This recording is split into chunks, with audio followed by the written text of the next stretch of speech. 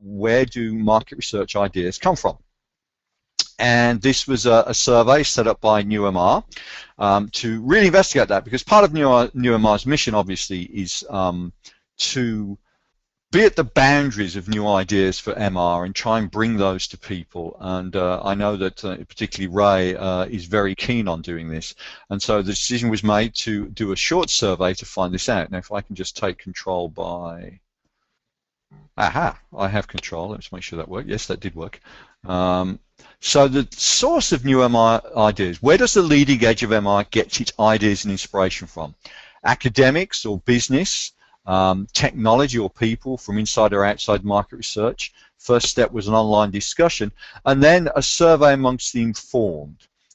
This was distributed by members or people that NewMR knew of. Green Book, the organization that runs the great blogs and Lenny Murphy's commentaries, and Research Access, which is a sort of news site for market research. We can't really say that it's a representative view of the industry, but you know, like so many surveys, it represents a snapshot of people, these people who subscribe and come to these websites, and so the assumption is these people are interested in change and discussion of advances in market research. But I think it does give some interesting insights. Here's what we saw overall. And there was a question about technology. Incidentally, the results of this survey are going to be summarized in much more depth, and that will be available online for everybody, and I would encourage you when that comes out to take a look at it, because it is pretty fascinating. An interesting thing for me, because I'm a technologist in this industry, is the biggest driver has been new technology. And I really do think that's a change from when that question would have been asked 10 years ago. I think things are changing. Obviously, technology, as ever, is accelerating, but that is a change. Most of the advances have come from advances in available data. Again, going back to Colin's paper about big data, there is a lot more data around. And the interesting one, I believe, most of the ideas in advance happen at the crossroads of business issues and market research innovations. And this is the impetus to solve problems in a new way, to differentiate yourself from the pack. Now, the question, there was a specific question here, and it had an open end. The open ends were very interesting. One person felt that new innovation in market research came from whiskey. I partially echo that sentiment, although I'm not entirely sure that that's true. We asked several questions about what reading materials, books, impacted new MR, or impacted new thoughts in MR. Now, there were two questions on this. One was recent books. The other one was about books not so recent, say the last decade. So the last decade, the wisdom of crowds seemed to stand out. Also on that, in kind of second place was The Tipping Point, Malcolm Gladwell's book. More recently, Thinking Fast, Thinking Slow, Daniel Kahneman, and Dan Airy's Predictably Irrational came in as well. Now, I think it's interesting in the last decade's books, these were books about, if you like, social impetus. The wisdom of crowds, of course, is all about how the crowd can make a good decision. You could also argue against that. Malcolm Gladwell as well. When you look at the ones more recently, Kahneman, of course, is a Nobel Prize winning economist. They gave him that because there's no Nobel Prize for psychology. Actually, him and Tversky, a guy called Tversky, did a lot of this work and won the Nobel Prize for it. And I think Dan Airy describe himself as a psychologist. So I think there's been an interesting change in the source of ideas that people are using to change market research. Information and influence. There were several questions about this. You know, where do you get your information about new market research? And I was personally surprised that 44% said blogs. I did do a little bit of digging into, you know, whether or not this was an age effect, and it really didn't seem that younger people were more interested in blogs than older people. It seemed to be across the board that blogs were seen as an important source of information. One factor may be that, you know, blogs don't tend to be very long. They tend to be timely. They're things that you can keep up with very easily rather than reading a book. And I would exhort people, actually, if you have new ideas you want to disseminate, to try and put them out there in a blog, because it does seem that people want to hear about this. They want to use that as a medium to get information. There was something that who is most relevant to today's market research, and 45% said Seth Godin.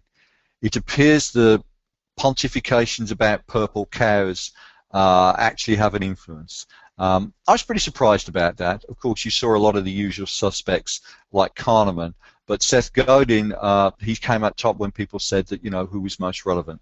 And again, I did have a look on the age demographics for that question about how people have responded, and you know, it appeared across the board as far as I could tell.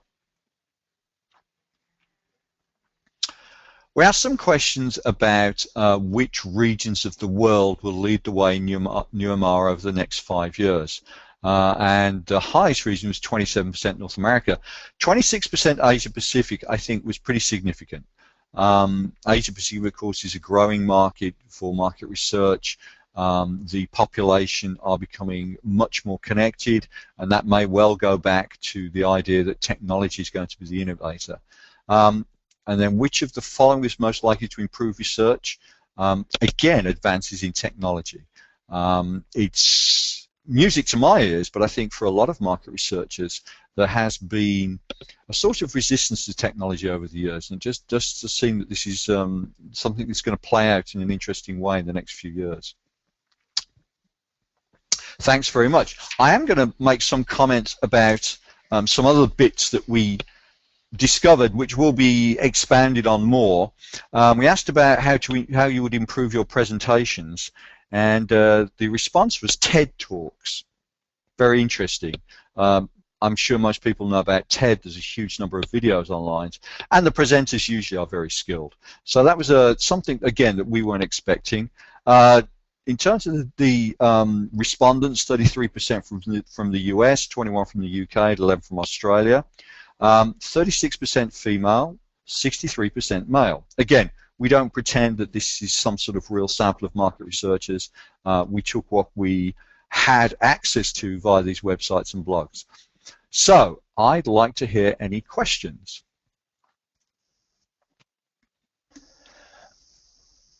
Okay, well, I'm looking to see if anybody is typing any questions in, and while they're doing that, I've also seen some of the open ends, and one of the things that we contrasted was in the online discussion. There was a lot of, oh, put this book in, put this book in, put this book in, and some of them were really quite rare, and we went for very common books. Mm-hmm. But actually, when we looked at the open ends, probably the most common comment was, I haven't read any of these books, I'm a market researcher, from the intelligentsia who had bothered to do the survey in the first place. So I wonder whether we are perhaps having a slight mispicture of the industry sometimes. I think that's true. I mean, a lot of people are out there working very hard, getting their work done, getting their projects done, and they may not have the motivation to read these big tomes. And I think that's very much reflected by the blogs. Blogs, 200-300 words, maybe 500. Easy to absorb. It's something you can do lunchtime or when you're having coffee. And I was actually pretty surprised, as I know you were.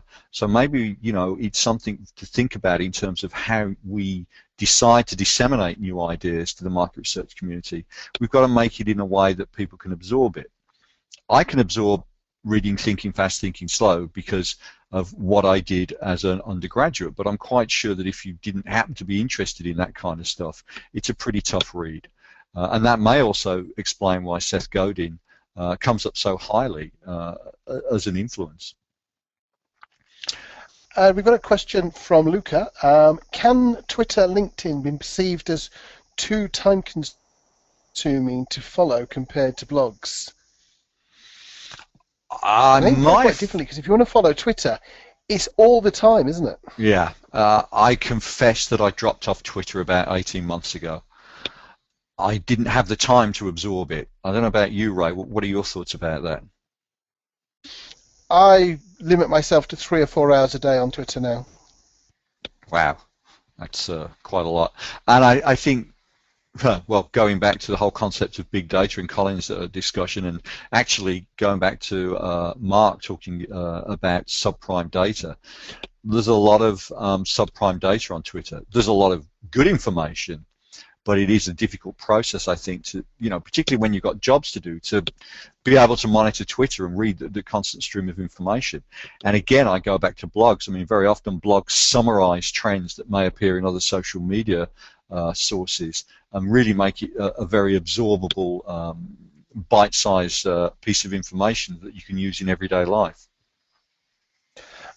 Steve asks whether or not, when we look at the localization of NewMR growth, where the new stuff is coming from, do people tend to pick where they live? We need to look at that some more, but historically, no, because most people said it was coming from North America. But it will be interesting to have a look at who is in the news saying where it will come from and is saying Asia Pacific. I think you're right, Andrew. Probably one of the most striking findings is the difference between where people are saying it has come from and where they think it will come from, and the growth of Asia Pacific. And I think a lot of us think it's going to be a very interesting area. Yeah, I feel that Asia Pacific, and I also think that South America. You can't ignore that huge population, as Fiona talked about. It's a massive population, and that is going to drive trends in the future. It has to. I think that there may be, my personal perception is that there's a bit more of a language barrier between South America and the rest of the world than there is in Asia Pacific. And you've worked a lot in these regions, Ray. What do you think? I think there is. I think that Latin America has two languages which they're very competent in, and it makes life very easy. Asia has thousands, so the level of competence in English is very high. It's the lingua franca, as we say in the Midlands. That's a joke between me and Ray, by the way. That's right. We're both from the Midlands in the UK. I think probably just to wrap up on that, I'd come back to the point you've just made there, Andrew, that it's really easy to get your blog post. Don't start by having your own blog. Send it off to Greenbook, send it off to NewMR, send it off to Research Access. If it's great, it will be posted straight up. If it's not quite great, you'll get some advice about how to tweak it. Don't think it has to be as long as most of my blogs are. My blogs are actually way too long. Have a look at the Survey Geek, Reg Baker's. Have a look at Annie Pettit's blog posts. That's the sort of length, 300, 500, 600 words. One idea, described nicely. It's really valuable to everybody else, and it'll get you started.